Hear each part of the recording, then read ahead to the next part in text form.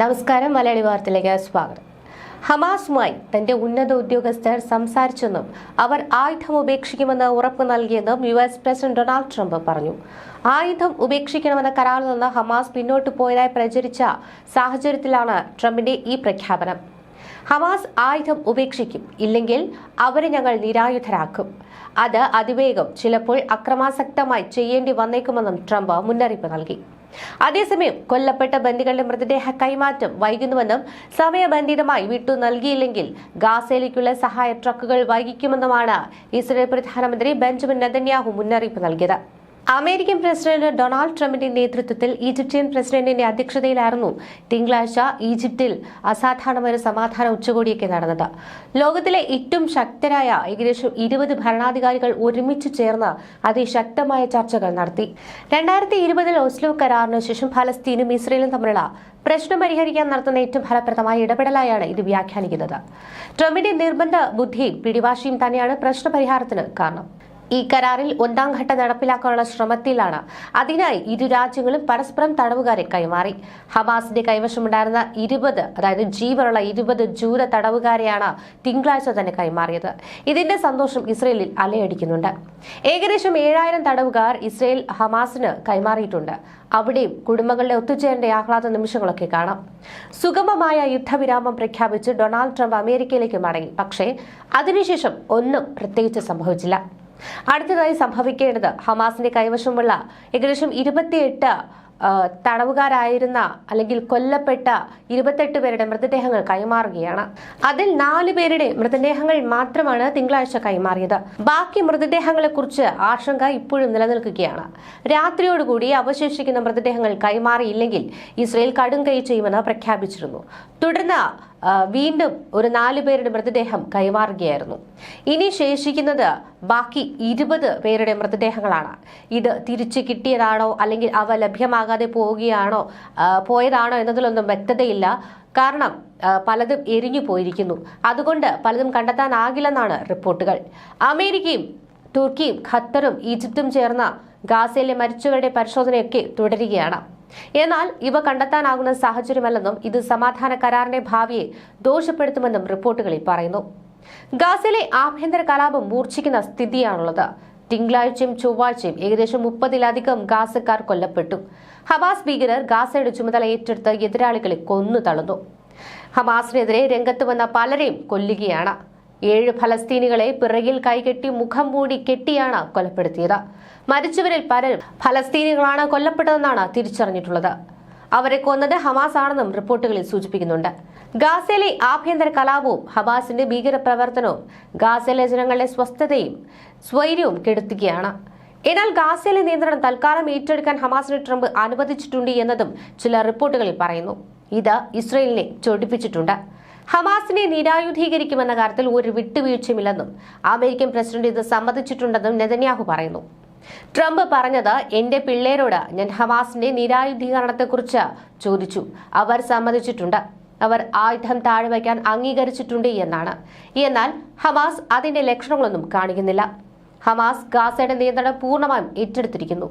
ഗാസയിലെ ജനങ്ങളെ ഒതുക്കുവാനുള്ള നീക്കമാണിത്. ഇസ്രായേൽ സൈന്യത്തിലും അതൃപ്തി ഉയരുന്നുണ്ട്. 2 വർഷം നീണ്ട പോരാട്ടത്തിനൊടുവിൽ ഹമാസ് ശക്തിയോടെ പ്രവർത്തിക്കുന്നു. ഇത് ഇസ്രായേൽ സേനയ്ക്ക് നാണക്കേടാണ് എന്ന് വിശ്വസിക്കുന്നവരുടെ എണ്ണവും വർദ്ധിക്കുകയാണ്. പശ്ചിമേഷ്യയിൽ പൂർണ്ണ സമാധാനം ഇതുവരെ മടങ്ങിയെത്തിയിട്ടില്ല. കൊല്ലപ്പെട്ട ഇസ്രയേലികളുടെ മൃതദേഹങ്ങൾ തിരിച്ചു കൊടുക്കുന്നതും ഹമാസിന്റെ നിരായുധീകരണവും തന്നെയായിരിക്കും വരാനിരിക്കുന്ന ദിവസങ്ങളിൽ ചർച്ചയാകുന്നത്. ഈജിപ്ത് ഫലസ്തീൻ അതിർത്തി മേഖലയായ റഫ അതിർത്തി നാളെ വരെ അടച്ചിടാനും അതൃപ്തി വഴി ഈ ഗാസയിലേക്കുള്ള സഹായ നീക്കം കുറയ്ക്കുവാനുമാണ് ഇസ്രയേലിന്റെ നീക്കം. ഇസ്രയേൽ ഉദ്യോഗസ്ഥരെ ഉദ്ധരിച്ച് റോയിട്ടേഴ്സാണ് ഇക്കാര്യം റിപ്പോർട്ട് ചെയ്തിരിക്കുന്നത്.